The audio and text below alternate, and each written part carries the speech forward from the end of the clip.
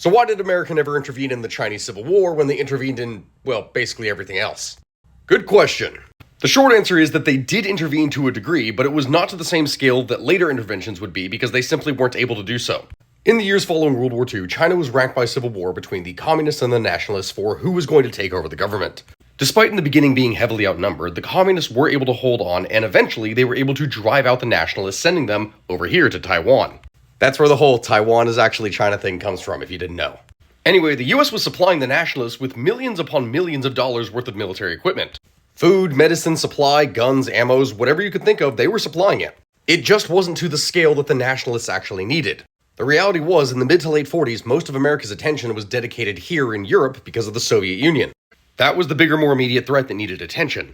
Not the communists of China that everyone assumed was going to lose. Which they didn't.